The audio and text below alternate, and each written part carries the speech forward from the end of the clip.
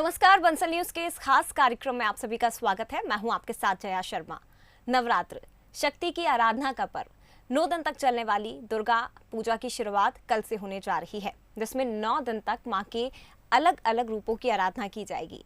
मां धन, संपन्नता, ऐश्वर्य, सुख, शांति और मनोवांछित वर देने वाली हैं। भक्ति भाव के साथ ही की गई आराधना से मां प्रसन्न हो जाती हैं। यदि विधि विधान से आराधना की जाए तो पूजा का विशेष फल भी मिलता है। चैत्र नवरात्र के पहले दिन की शुरुआत होती है मां शैलपुत्री की आराधना से। माता के स्वरूप की पूजा कैसे की जाए और हमें साल भर सुख और समृद्धि मिले, विधि और महत्व बताने के लिए हमारे साथ मौजूद हैं ज्योतिषाचार्य और कथावाचक प्रियदर्शनी दीक्षित जी। इनसे हम बात करेंगे। इसके साथ ही ये भी जानने की कोशिश करेंगे कि आखिर चैत्र नवरात्र का महत्व क्या है और क्यों चैत्र नवरात्र में घट स्थापना की जाती है, और ये जो नवरात्र है किस जातक के लिए कैसी रहेगी, हम जानने की कोशिश करेंगे प्रियदर्शनी जी से। प्रियदर्शनी जी, बहुत स्वागत है आपका बंसल न्यूज पर। प्रियदर्शनी जी, सबसे पहला सवाल तो मेरा आपसे यही है, क्योंकि कहा जाता है कि चैत्र नवरात्र की शुरुआत के साथ ही हिंदू नववर्ष की भी शुरुआत मानी जाती है।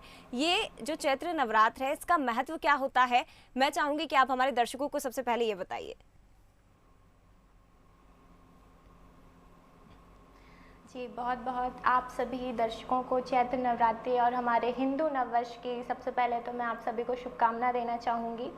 चूँकि ये बहुत ही गंभीर स्थिति का समय चल रहा है अभी हमारे भारतवर्ष में, तो सभी को मेरी शुभकामनाएं कि ये जो नवदिवसीय नवरात्रि का जो पर्व प्रारंभ हो रहा है, शक्ति की आराधना जो हम सब करने वाले हैं कल से, माता रानी शीघ्र ये जो संकट का समय चल रहा है इन सब से हमको उबारें।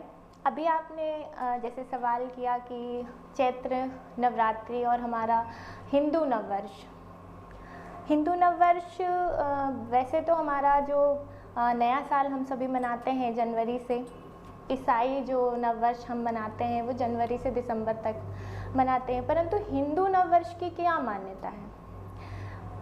ब्रह्म पुराण में ऐसा वर्णन आता है कि जब ब्रह्मा जी के द्वारा पृथ्वी की रचना की गई, जब उनने पृथ्वी की रचना करना प्रारंभ किया तो जो मास चल रहा था वो हमारे वर्ष में चैत्र मास चल रहा था। चैत्र मास नवरात्रि की प्रतिपदा तिथि थी, चैत्र का महीना था। जिस प्रकार अंग्रेजी महीने 12 होते हैं, वैसे ही हिंदू 12 महीनों का वर्णन आता है हमारे पंचांग में और पुराणों में।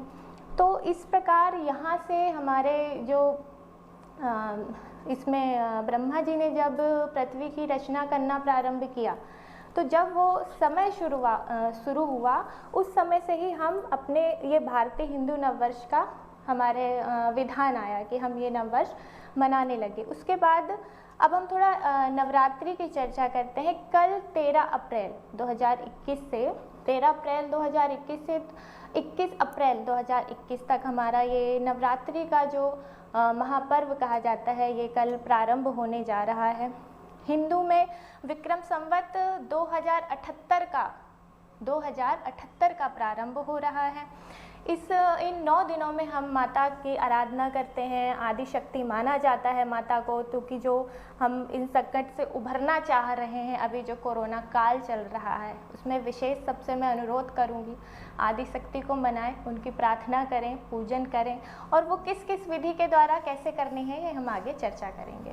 बिल्कुल, बेहद सुंदर तरीके से आपने वर्णन किया है प्रियदर्शनी जी, लेकिन आपसे ये जानना चाहेंगे, क्योंकि नवरात्र के समय में घट स्थापना का बेहद महत्व होता है, खासा महत्व होता है, और जब श्रद्धालु जो हैं, आम भक्त जो हैं, वो घर में घट स्थापना करते हैं, इसके बारे में आपसे जानना चाहेंगे। आप हमारे दर्शकों को बताइए कि कितना महत्वपूर्ण हो जाता है, और कल जब घट स्थापना की जाएगी तो उसका मुहूर्त क्या होगा, कैसे दर्शकों को तमाम नियमों को ध्यान में रखकर घट स्थापना करनी है?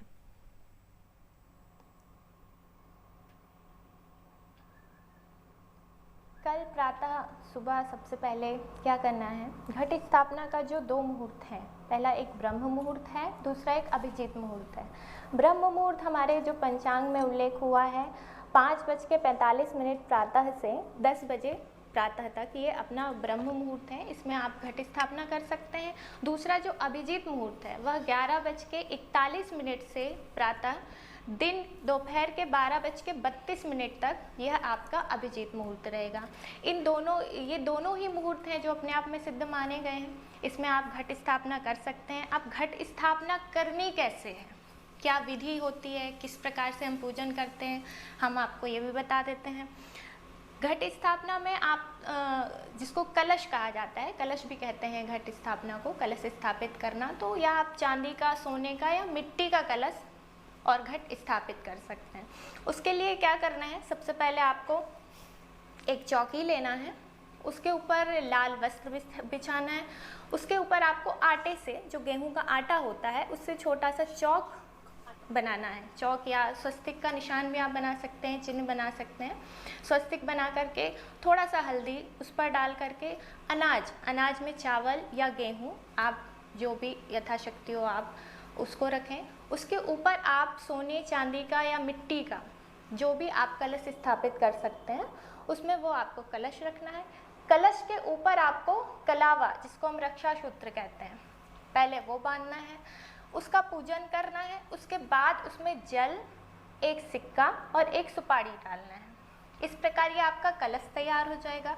उसके ऊपर यदि आप अखंड ज्योत रखना चाहते हैं, जैसे विधान है हमारे नवरात्रि में 9 दिन तक हम लोग माता के सामने अखंड ज्योत की स्थापना करते हैं, लेकिन कभी कभी ऐसा होता है कि किसी कारणवश हम अखंड ज्योत नहीं जला पाते, तो आपको क्या करना है, इसके लिए आपको एक श्रीफल, नारियल जिसको कहते हैं, वो आप उसके ऊपर रख सकते हैं, और जिनको अखंड ज्योत रखना है वो अखंड ज्योत रख सकते हैं।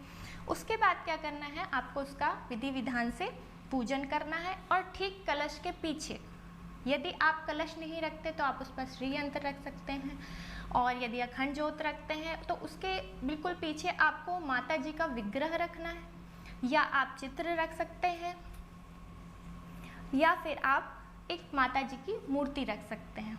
माता जी की मूर्ति स्थापित करके उसके बाद आपको थोड़ा विधि विधान से माता जी का पूजन अर्चन करना है।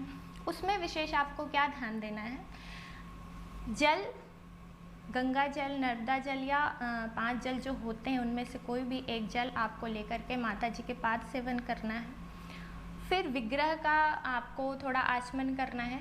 उसके बाद धूप, दीप, नैवेद्य, तिलक, चंदन से जो भी आप सामान्यतः पूजन करते हैं माता जी को, वो अर्पित करके चूनर चढ़ाना है। उसके बाद जो माता जी का श्रृंगार अपन चढ़ाते हैं वो आपको श्रृंगार अर्पित करना है।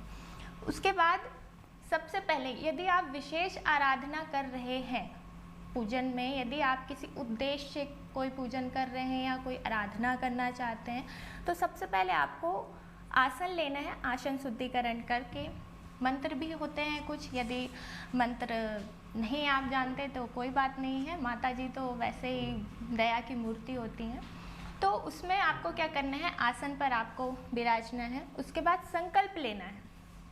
संकल्प लेना है, आप सामान्यतः संकल्प ले सकते हैं, आप अपना नाम बोल सकते हैं, गोत्र बोल सकते हैं, किस उद्देश्य आपको पूजन करना है, या आप साधना कर रहे हैं या माता का आह्वान कर रहे हैं, वो बोलना है। और सबसे बढ़िया है भावे ही विद्यमते देवा, अर्थात भाव से ही परमात्मा है। मेरा मतलब समझ रहे हैं आप सब, भाव से ही परमात्मा है, अर्थात आपका भाव। आप कोई संस्कृत में संकल्प मत लीजिए, आप केवल अपनी प्रार्थना कीजिए माता जी के स्वरूप के सामने बैठ कर के। आप जिस भी उद्देश्य वह पूजन कर रहे हैं माता जी के सामने आप अपनी समस्या या आप जिस कारणवश कर रहे हैं वो आप माता जी के सामने बोलिए और अपना पूजन करिए। बिल्कुल प्रियदर्शनी जी, बहुत सुंदर तरीके से आपने समझाया है कि आखिर घट स्थापना कैसे की जाए, क्योंकि महामारी का दौर चल रहा है और उससे निपटने के लिए किस तरह से विशेष तौर पर माता को प्रसन्न किया जाए, उन चीज़ों का भी ध्यान रखना ज़रूरी है। क्या सामग्री आप प्रयोग कर सकते हैं घट स्थापना के समय। इसके साथ ही प्रियदर्शनी जी ने ये भी पूरी जानकारी दी है कि आखिर माता को आप कैसे प्रसन्न कर सकते हैं, उनकी पूजा में क्या विशेष ध्यान आपको देना है और क्या विशेष सामग्री का प्रयोग किया जाएगा, ये प्रियदर्शनी जी ने बहुत अच्छे से बताया है। प्रियदर्शनी जी, लेकिन आपसे ये जानना चाहेंगे कि आपने ये जानकारी तो बहुत विस्तार से दे दी कि आखिर घट स्थापना कैसे की जाती है और क्या किन चीज़ों का ध्यान रखना ज़रूरी है, लेकिन मैं चाहूँगी कि आप ये भी बताइए कि आखिर क्यों नवरात्र के समय में घट स्थापना की जाती है, इसका कारण क्या है, इसका महत्व क्या है। देखिए, घट स्थापना हो गया, उसके साथ हम हमारे हिंदू पूजन में विधान है कि हम जवारे रखते हैं माता जी के सामने, जिससे माता जी बहुत, आपने कई जगह देखा होगा कि खप्पर, जवारे, इन सभी का भी चैत्र नवरात्रि में विधान है। तो इसके मायने क्या हैं? देखिए, जैसे जो दौर चल रहा है आज आरोग्यता का, ठीक है, कई कठिनाइयों से गुजर रहा है हमारा देश, पूरी दुनिया। तो जवारे का महत्व ये है कि जैसे हम जवारे बोते हैं, जवारे बोना उसको बोलते हैं आरोग्यता का सूचक। जैसे जैसे जवारे, जैसे प्रथम दिन अपन जवारे बोते हैं घट स्थापित करके, उसके इर्द गिर्द अपन जवारे बोते हैं। तो जैसे जैसे वो जवारे बढ़ते हैं वैसे वैसे हमारे शरीर से, हमारे आसपास से, हमारे वातावरण से आरोग्यता दूर होती है। घट स्थापना का क्या मायने है? जैसे घट स्थापना में हम अखंड ज्योत जलाते हैं। जैसे प्रकाश, हम ऐसा मानते हैं कि जहाँ घृत का दीपक जलता है, गाय के घी का दीपक जलता है, वहाँ से रोग बहुत दूर हो जाते हैं। तो एक हमारा वैदिक मायना ये भी है कि जैसे अखंड ज्योत घट स्थापित अपन करते हैं, उसमें गाय के घृत का दीपक प्रज्वलित करते हैं, तो ये आरोग्यता सूचक है। अर्थात जो ये बीमारियां हैं, धन्य धान संबंधी समस्याएं हैं, तो मेन जो हम अखंड ज्योत जलाते हैं वह आरोग्यता दूर करेगी। क्यों? क्योंकि हम मानते ही हैं कि प्रकाश अंधकार को दूर करेगा। आरोग्यता जो ये बढ़ रही है संसार में, जो रोग बढ़ रहे हैं, इसको दूर करेगा। दूसरा, जो जवारे हम बोते हैं उसमें जो जवारे बढ़ते हैं, जैसे जो दौर चल रहा है उससे यदि हमें दूर जाना है तो ये हमें करना ही है। और इससे अच्छा हो सकता है, ईश्वर की ये कृपा है कि भाई ये जो समस्या हमारे इर्द गिर्द है, ये जो कोरोना भीषण बीमारी हमें घेरे हुए है, कहीं ना कहीं हम सब अभी अपनी वैदिक परंपराओं से, धार्मिक परंपराओं से हटते जा रहे थे। तो भगवान का ये एक संकेत है कि हमारी जो ये मानव जाति है, हम जो मनुष्य हैं, ये जैसे भगवान से दूर होते जा रहे हैं, आध्यात्मिकता से दूर होते जा रहे हैं। तो बहुत ही अच्छा सुअवसर भगवान ने हमें दिया है कि ये जो वैसे ही लॉकडाउन लगा हुआ है, कोरोना काल चल रहा है, तो आराधना का और भक्ति का इससे अच्छा समय हो ही नहीं सकता। तो बढ़िया घृत का दीपक जला के अखंड ज्योत जलाएं, जवारे रखें, आरोग्यता, रोग जो हमारे हैं उन्हें दूर करें, और धन्य धान वैभव संपत्ति के लिए यह जो 9 दिवसीय साधना हम बताने जा रहे हैं, ये सब अपने घर में सुरक्षित तरीके से कर सकते हैं। बिल्कुल, क्योंकि कोविड काल चल रहा है और चैत्र नवरात्र पर भी इसका असर हमें दिखाई देगा। मंदिरों में भक्त जरूर नहीं जा सकते, लेकिन घर में कैसे आप पूजा अर्चन कर सकते हैं, कैसे माता के 9 स्वरूपों को प्रसन्न कर सकते हैं, ये प्रियदर्शनी जी के जरिए हम आपको बताने की कोशिश कर रहे हैं। उन तमाम बातों को आप ध्यान से सुनिएगा, ताकि कल से जो नवरात्र की शुरुआत होने वाली है, आप माता के 9 स्वरूपों को प्रसन्न कर सके। प्रियदर्शनी जी, लेकिन ये जानना चाहेंगे आगे बढ़ते हुए कि किन बातों का हमें ध्यान रखना चाहिए, क्योंकि अक्सर ये होता है कि नवरात्र में कई भूल हो जाती हैं भक्तों से। हालांकि माता तो दिल की सच्ची होती है, उनकी तरफ से तो किसी तरह का ध्यान नहीं दिया जाता, लेकिन भक्तों को किन नियमों का पालन करना जरूरी होता है नवरात्र के दौरान और पूजा के दौरान खास तौर पर?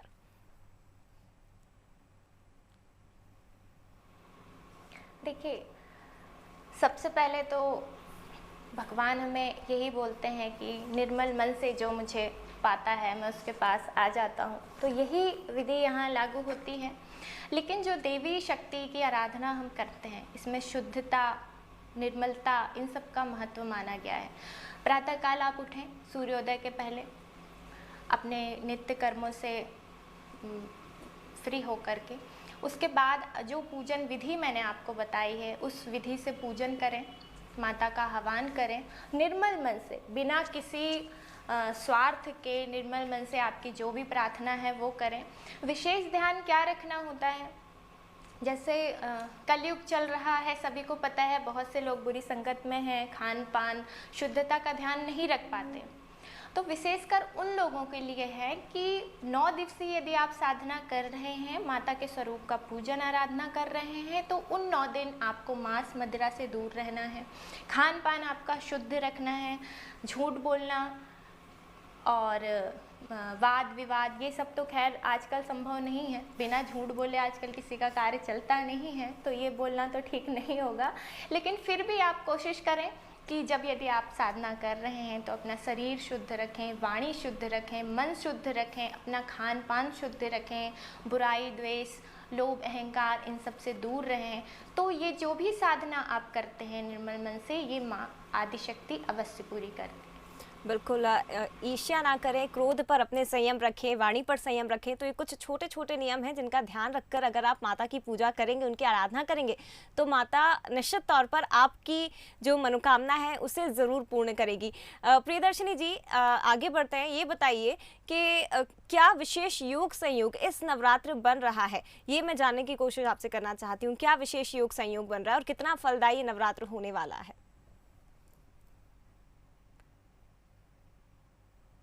देखिए, विशेष योग की यदि हम बात करें तो विशेष योग कुछ बनते नज़र आ नहीं रहे हैं। 2020 हमारा जैसा अभी निकला हुआ है, 2021 में क्या है, प्रारंभ में ही जो हमारा चैत्र नवरात्रि प्रारंभ हुई है और जो हमारा नववर्ष प्रारंभ हो रहा है, उसमें ये जो मंगल है, मंगल ग्रह है, जो यही राजा और मंत्री के रूप में आया है और वह साथ में राहु को लेकर के आया है। तो मंगल और राहु की जो युति गोचर में बनी हुई है, ये थोड़ा चिंता का कारण बनती है, चिंता का विषय बनती है। इसलिए जो स्थिति चल रही है उस पर तो आदिशक्ति का ही है कि वही हमें इनसे निकालेंगी, लेकिन ये जो मंगल राहु की युति बनी हुई है गोचर में, ये थोड़ी चिंताजनक है, जिससे स्वास्थ्य संबंधी, व्यापार संबंधी परेशानियां आती रहेंगी। तो उसके लिए छोटे छोटे हैं उपाय हैं।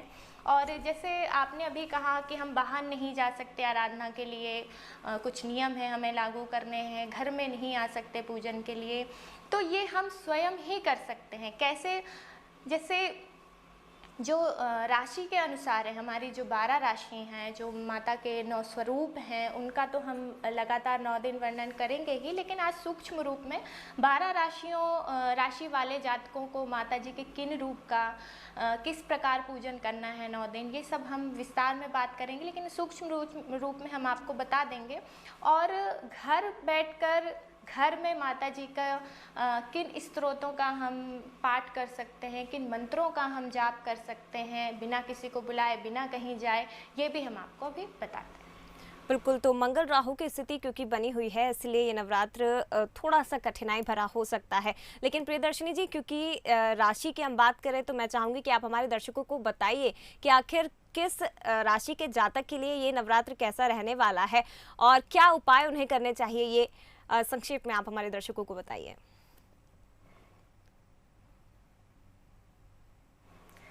देखिए, कल का जो नवरात्रि प्रारंभ है तो हमारा चंद्रमा जो है वो मेष राशि में रहने वाला है। अब मेष और वृश्चिक राशि की यदि बात करें तो मेष और वृश्चिक राशि का हमारा स्वामी जो माना जाता है वो मंगल माना जाता है। क्योंकि मंगल और राहु की युति बन रही है तो मेष और वृश्चिक राशि वालों को थोड़ा संभल कर रहना है। उनके लिए जो विशेष पूजन है, अब 12 राशियों की यदि बात कर लें तो और 9 देवियों की बात कर लें तो जैसे माता के 9 स्वरूप हैं। प्रथमम शैलपुत्री च, द्वितीयम ब्रह्मचारिणी, तृतीयम चंद्रघंटेति कुष्मांडेति, चतुर्थकम पंचमम स्कंद मातेति, षष्ठम कत्यायनी च, सप्तम कालरात्रिति महागौरीति, चाष्टम नवम सिद्धिदात्री च, नव दुर्गा प्रतिकीर्ति। इस प्रकार 9 देवी के हमारे स्वरूप हैं। प्रथम हमारी राशि जो मानी जाती है मेष राशि, जिसका स्वामी मंगल है, प्रतिनिधित्व मंगल करता है। तो मेष राशि वाले जातक थोड़ा सा चिंतित, स्वास्थ्य को लेकर के चिंतित, थोड़ी समस्याओं से जूझेंगे। माँ शैलपुत्री, वैसे भी कल प्रतिपदा है, मंगलवार का दिन है, माता शैलपुत्री का दिन है, तो मेष राशि वालों को चाहिए कि माँ शैलपुत्री है, जो माता का जो शैलपुत्री स्वरूप है उनकी विशेष आराधना करें। करना क्या है, माता के स्वरूप का ध्यान करके, जो अभी हमने विधि आपको पूजन की बताई है वो करके, श्री राम रक्षा स्तोत्र का आपको पाठ करना है। मेष राशि वाले ये यदि आप कल बस नहीं कर सकते तो ये पूरे 9 दिन मेष राशि वालों के लिए उपाय के तौर पे ले लीजिए, या जो भी उनको समस्याएं हैं स्वास्थ्य और धन से संबंधित या जो भी समस्याएं हैं उसके लिए श्री राम रक्षा स्तोत्र का पाठ आपको 9 दिन करना है। दूसरा, जो वृषभ राशि वाले हैं, वृषभ राशि का स्वामी शुक्र होता है। शुक्र अस्त अवस्था अवस्था में है इस वर्ष। जो हमारा हिंदू नववर्ष प्रारंभ हो रहा है उसमें शुक्र की अस्त अवस्था है। तो वृषभ राशि वालों का जो स्वास्थ्य हो गया, जो व्यापार हो गया या कार्य क्षेत्र हो गया या शिक्षा हो गई, इन संबंधित जो भी इनसे संबंधित जो भी परेशानियां हैं उसमें आपको ब्रह्मचारिणी देवी का पूजन करना है। पूजन विधि आपको बता दी गई है। ब्रह्मचारिणी माता की आप 9 दिन आपको क्या करना है, श्री सूक्त का पाठ करना है। श्री सूक्त का आपको 9 दिन निरंतर पाठ करना है। तीसरी राशि होती है मिथुन। मिथुन राशि का स्वामी बुध होता है। तो तीसरा जो माता जी का रूप है चंद्रघंटा। चंद्रघंटा माता की मिथुन राशि वाले पूजन करें। और मिथुन राशि का स्वामी जो बुध होता है, बुध ग्रह के देवता गणपति जी होते हैं। तो आपको क्या करना है, गणपति अथर्वशीष का पाठ करना है। कर्क राशि, चौथे नंबर की राशि कर्क, माता का स्वरूप कुष्मांडा स्वरूप। कुष्मांडा स्वरूप का आपको दर्शन, पूजन, आराधना करके रुद्र सूक्त, चूँकि कुष्मांडा माता उनकी जब आप पूजन करें तो रुद्र सूक्त एक पाठ होता है, ये कर्क राशि वाले कर सकते हैं। सिंह राशि वाले स्कंद माता का स्वरूप का ध्यान करें और आदित्य हृदय स्तोत्र का पाठ करें। क्यों, सिंह राशि का स्वामी सूर्य होता है और सूर्य हमारे सारे जग को प्रकाशित करते हैं। आदित्य हृदय स्तोत्र का जो पाठ किया जाता है मुख्य सूर्य देवता को ही प्रसन्न करने के लिए किया जाता है। चूँकि सिंह राशि स्कंद माता का स्वरूप, आप आदित्य हृदय स्तोत्र का पाठ करें। कन्या राशि कात्यायनी माता की आराधना करें। कात्यायनी देवी जी का जो मंत्र होता है उसका जाप करें। और सौंदर्य लहरी, एक सौंदर्य लहरी का पाठ होता है, आप सौंदर्य लहरी का पाठ कन्या राशि वाले कर सकते हैं। तुला राशि वाले, तुला राशि का स्वामी चूँकि शुक्र होता है, शुक्र इस वर्ष अस्त अवस्था में जा रहा है, मैंने पहले भी बताया। तो काल रात्रि माता की आराधना करना है आपको और ललिता सहस्त्र नाम स्तोत्र का आपको पाठ करना है। वृश्चिक राशि, वृश्चिक राशि का स्वामी मंगल होता है। मंगल राहु की युति बनी हुई है, हमने आपको पुनः बताया। महागौरी, माता के महागौरी स्वरूप का आप पूजन करें, ध्यान करें, अर्चन करें। और सिद्धि कुंजी, देखिए सिद्धि कुंजी दुर्गा सप्तशती का मुख्य भाग माना गया है। दुर्गा सप्तशती जो 9 दिवसीय आराधना होती है उसमें मुख्य रूप से अपनी भूमिका निभाते हैं। दुर्गा सप्तशती का यदि आप पूरा पाठ नहीं कर सकते तो उसमें जो सिद्धि कुंजिका का स्रोत है, पूरी दुर्गा सप्तशती का पाठ करने से जो फल मिलता है वो केवल सिद्धि कुंजी स्रोत मात्र पाठ करने से मिलता है। तो आपको सिद्धि कुंजिका स्रोत का पाठ करना है। धनु राशि वाले सिद्धिदात्री माता है, दिव्य अथर्वशीष का पाठ करें। मकर राशि वाले चंद्रघंटा माता की आराधना करें। उसके बाद दुर्गा सप्तशती का पाठ करें। यदि पूर्ण दुर्गा सप्तशती का पाठ नहीं कर सकते तो उसके विकल्प में आप सिद्धि कुंजी स्त्रोत का भी पाठ कर सकते हैं। अब आते हैं कुंभ राशि की तरफ। कुंभ राशि स्कंद माता की आराधना करें, नरसिंह लक्ष्मी स्त्रोत का पाठ करें। और मीन राशि वाले सिद्धिदात्री माता, सर्व सिद्धि प्रदान करने वाली जो हमारे माता का 9वां स्वरूप है सिद्धिदात्री माता, उनका पूजन अर्चन करके आराधना करें। और जो सिद्धिदायिनी देवी है उनको प्रसाद चढ़ा करके जो माता का या देवी सर्वभूतेषु शक्ति रूपेण संस्था नमस्तस्यै नमस्तस्यै नमस्तस्यै नमो नमः, इस मंत्र का आप जाप कर सकते हैं। बिल्कुल, तो किस राशि के जातक के लिए ये नवरात्र, ये चैत्र नवरात्र कैसा रहने वाला है, ये प्रियदर्शनी जी ने आपको बता दिया। और कैसे आपको पूजा अर्चना करनी है, कैसे माता का विशेष आशीर्वाद आप प्राप्त कर सकते हैं, ये भी प्रियदर्शनी जी ने बेहद सुंदर तरीके से और विस्तार से आपको जानकारी दे दी है। प्रियदर्शनी जी, बहुत धन्यवाद ये जानकारी हमारे दर्शकों तक पहुँचाने के लिए। तो कल से माता के 9 स्वरूपों की शुरुआत होने जा रही है, कल से चैत्र नवरात्र की शुरुआत होने जा रही है। और इसलिए ज़रूरी है कि आप मंदिर नहीं जा सकते क्योंकि कोविड काल चल रहा है, लेकिन घर में बैठकर ही आप माता के 9 स्वरूपों की कैसे पूजा अर्चना कर सकते हैं, ये हमने इस खास कार्यक्रम के जरिए आपको बता दिया है। तो उम्मीद यही है कि माता का आशीर्वाद आप पर हमेशा बना रहे और इस महामारी के दौर में इससे भी बेहद जल्दी हमारा देश तुरंत इससे निकल पाए। फिलहाल इतना ही, लेकिन बंसल न्यूज़ के इस खास कार्यक्रम में इतना ही। खबरों के लिए आप देखते रहिए बंसल न्यूज़। नमस्कार।